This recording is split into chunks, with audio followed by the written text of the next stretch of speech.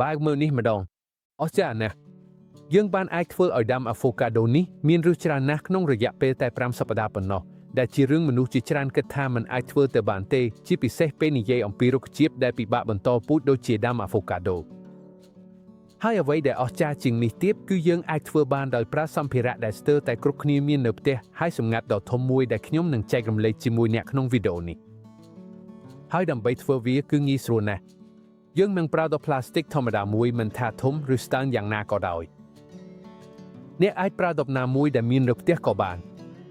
ខ្ញុំនឹងប្រើដបនេះព្រោះវាសមស្រួលសម្រាប់ការបន្តពូជបែបនេះឥឡូវនេះដូចដែលអ្នកអាចមើលឃើញយើងកំពុងសម្គាល់ចំណុចដែលយើងនឹងធ្វើរន្ធតូចពេលដែលយើងបានសម្គាល់រួចហើយដោយប្រើកាំបិតឬកាំបិតកាត់យើងនឹងធ្វើរន្ធទាំងនេះដោយប្រុងប្រយ័ត្នដូចដែលខ្ញុំបង្ហាញអ្នកក្នុងវីដេអូ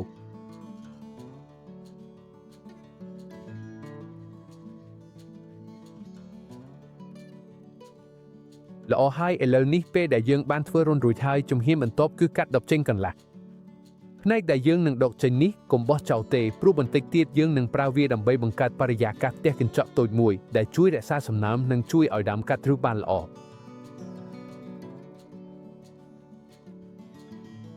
ពេលដែលយើងបានបំបែកវាចេញរួចហើយយើងនឹងយកសម្លេបន្តិចវាត្រូវបានប្រើសម្រាប់ការពារឲ្យផាលីតា perlite មិនឲ្យហូរចេញតាមរន្ធដែលយើងទើបតែធ្វើដូច្នេះយើងគ្រាន់តែដាក់សម្លេគ្រប់ដាក់រន្ធទាំងអស់ហើយផ្នែកនេះក៏រួចរាល់ហើយឥឡូវនេះដល់ពេលបន្ថែមផាលីតា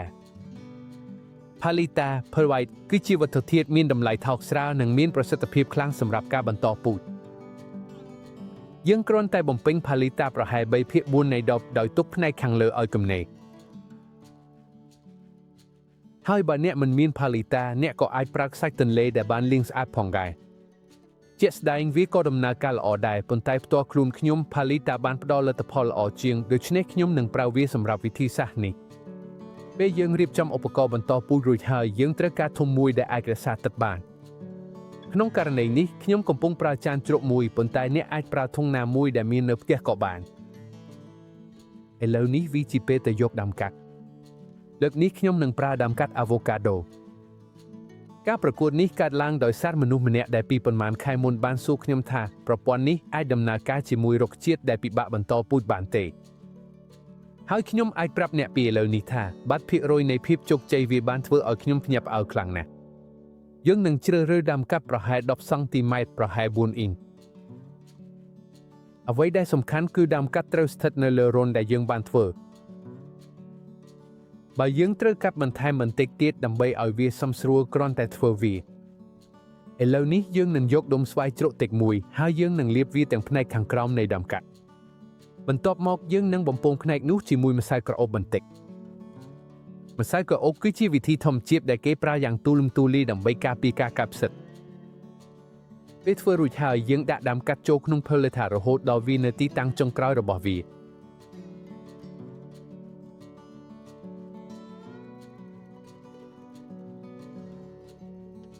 ហើយនេះហើយជារឿងសម្ងាត់ដ៏ធំរបស់វិធីសាស្ត្រនេះ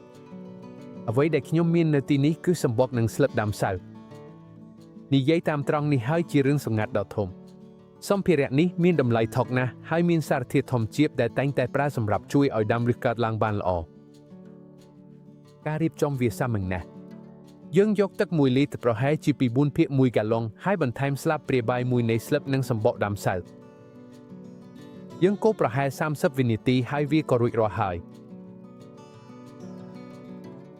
ឥឡូវនេះយើងនឹងបន្ថែមច្របល់នេះចូលទៅក្នុងចានបន្តិចម្ដងរហូតដល់បានប្រហែល2ឬ3សង់ទីម៉ែត្រឬ1អ៊ីននៃរាវហើយទីនេះហើយដែលមានអ្វីគួរឲ្យចាប់អារម្មណ៍កាត់ឡើងសំណើមនឹងចាប់ផ្ដើមឡើងលើបន្តិចម្ដងដោយសារការទាញតាមរន្ធតូចហាលីតានឹងសើមបន្តិចម្ដងហើយវានឹងធ្វើឲ្យដើមកាត់មានសំណើមត្រឹមត្រូវមិនច្រើនពេកក៏មិនតិចពេកដែរហើយអ្វីនោះហើយជាអ្វីដែលយើងកំពុងស្វែងរកគឺសំណើមថេរនិងមានស្ថិរភាពដើម្បីជួយឲ្យមានការចេញនូវថ្មីឥឡូវនេះយើងនឹងត្រៀមថ្នាំសម្រាប់ផ្សិតបង្ការតិចមួយយើងយកទឹក1លីត្រហើយបន្ថែមម្សៅទឹកអុកស៊ីសែនតិចមួយដូចដែលយើងមាននៅក្នុងប្រអប់ថ្នាំផ្ទះកូរឲ្យល្អហើយដាក់ចូលក្នុងបំពង់បាញ់ទឹកគ្រាន់តែយើងនឹងបាញ់ទឹកស្រាលលើដើមកាប់ប៉ុណ្ណោះវានឹងជួយយើងយ៉ាងខ្លាំងក្នុងការបង្ការបញ្ហាផ្សិត ឥឡូវនេះយើងដាក់ផ្នែកខាងលើនៃដបហើយបង្កើតបរិយាកាសផ្ទះកញ្ចក់តូចរបស់យើងហើយយកប្រព័ន្ធបង្កើតរសទៅដាក់កន្លែងដែលមានពន្លឺច្រើនប៉ុន្តែមិនមានពន្លឺថ្ងៃផ្ទាល់វាសំខាន់ណាស់ព្រោះបើយើងដាក់វាក្រោមពន្លឺថ្ងៃផ្ទាល់ដើមកាត់អាចស្ងួតទឹកហើយយើងនឹងបាត់បង់ការខិតខំទាំងអស់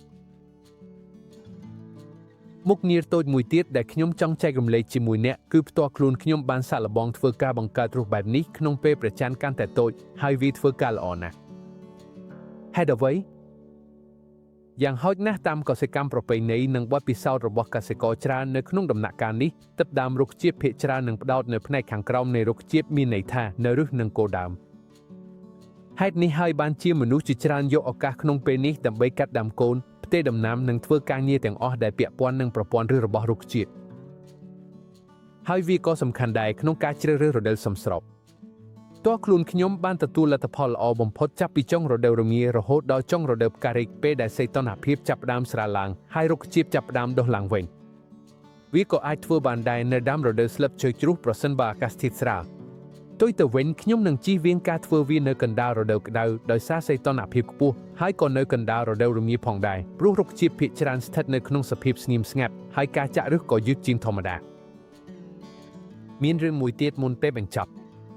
វិធីសាស្ត្រនេះអ្នកអាចសាកល្បងប្រើជាមួយដើមឈើគ្រប់ប្រភេទបានជាទូទៅបើអ្នកកំពុងគិតថាចង់សាកល្បងជាមួយរុក្ខជាតិសពពិសេសណាមួយឬជាមួយដើមឈើណាមួយដែលអ្នកតែងតែគិតថាมันអាចបន្តពូជបានទេសូមប្រាប់ថាមិត្តភ័ក្តិសូមសាកល្បងមើលព្រោះវិធីសាស្ត្រនិងប្រព័ន្ធបន្តពូជនេះគឺជាវិធីដ៏មានប្រសិទ្ធភាពខ្លាំងបំផុតដែលខ្ញុំធ្លាប់សាកល្បងមកដល់ពេលនេះជាក់ស្ដែងវានឹងទៅជិបជាមួយវិជាជីវៈហើយប៉ុន្តែមានអត្ថប្រយោជន៍យ៉ាងខ្លាំងនោះគឺយើងកំពុងធ្វើវាជាមួយសម្ភារៈសាមញ្ញដែលសមរម្យសម្រាប់មនុស្សគ្រប់រូបឧទាហរណ៍ខ្ញុំនឹងសាកល្បងជាមួយដើមក្រូចឆ្មាដើមក្រូចដើមទឹមដើមត្រយូងដើមប៉េងប៉ោះដើមត្របកឈើហើយសូម្បីតែជាមួយរុក្ខជាតិដ៏ស្រស់ស្អាតខ្លះដែលធម្មតាវាធ្វើបន្តពូជពិបាកជាងចុងក្រោយវិធីតែមួយដើម្បីស្វែងយល់ថាវិធីនេះអាចទៅដល់កម្រិតណាគឺត្រូវសាកល្បងផ្ទាល់ឥឡូវនេះមកដល់ផ្នែកដ៏ល្អបំផុតទាំងអស់បន្ទាប់ពីរងចាំបាន5សប្តាហ៍ចុងក្រោយនេះវាមកដល់ពេលសំខាន់ក្នុងការរកឃើញថាការខិតខំធ្វើការទាំងនេះមានលទ្ធផលឬអត់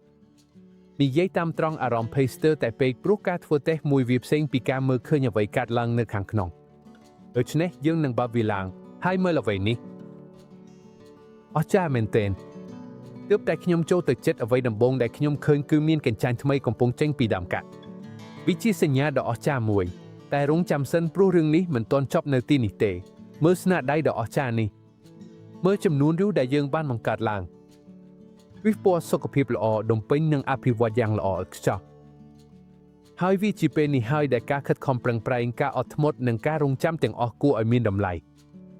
ឡូវនេះយើងគ្រាន់តែត្រូវយកដើមកាត់នេះដាក់ក្នុងផ្ទះដើមតូចមួយដើម្បីឲ្យវាបន្តអភិវឌ្ឍប្រព័ន្ធឫសរបស់វារហូតដល់វាមានប្រព័ន្ធឫសរឹងមាំនិងពេញលេញជាងមុនបន្ទាប់មកយើងអាចផ្ទេរវាទៅផ្ទះដើមធំជាងមុនឬមិនដូច្នោះទេក៏អាចដាំវាចូលទៅក្នុងដីផ្ទាល់តាមតំបន់ដែលយើងចង់ដាំ